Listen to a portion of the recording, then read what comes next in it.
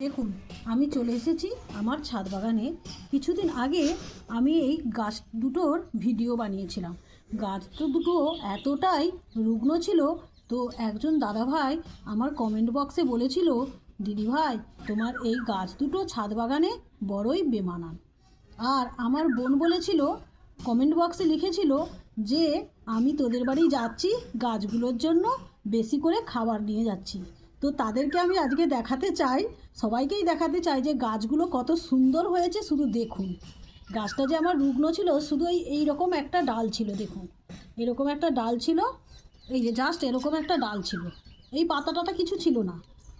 তো তাদেরকে আমি দেখাতে চাই, দেখুন আমার হাতে খাবার পেয়ে সেই রুগ্ন গাছ কত সুন্দর হয়েছে। দেখুন, তো সবাই পারলে আমার আগের ভিডিওটা দেখে নিতে পারেন যে গাছটা আমার আগে কেমন ছিল। তো আজ যখন গাছটাকে শেয়ার করছি অভিজ্ঞতাটা, তো একটু খাবারও দিয়ে দিই। তো আসুন খাবার দিই।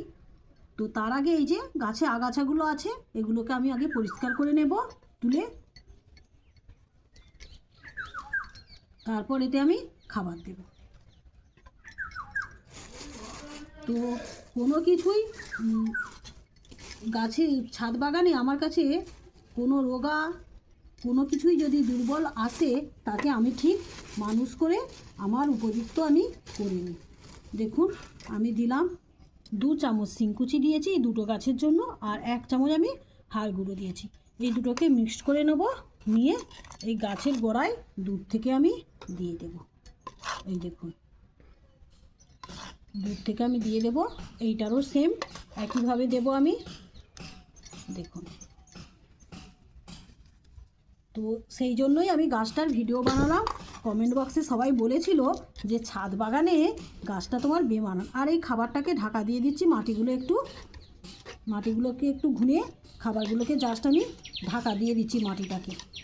দেখুন, আর ছাদ বাগানে হচ্ছে গাছে জল দেওয়া নিয়েও কিছু। দেখুন, ছাদ বাগানে জল দিতে গেলে মাটি চেক করে জল দিতে হবে। দেখুন মাটি কত ভিজে, এই দেখুন নরম মাটি, সেই জন্য আমি এতে জল দেব না, শুধু খাবারটা দিলাম, কারণ মাটিটা ভিজে আছে। আর শীতকাল তো অন্তত 2 থেকে 3 দিন অন্তর অন্তর গাছে জল দিতে হবে। আর দেখতে হবে যে গাছগুলো শুকিয়ে গেছে, সেই গাছগুলোতে দেখে দেখে জল দিতে হবে। তো দেখুন আমার গাছগুলো কত সুন্দর। দেখুন।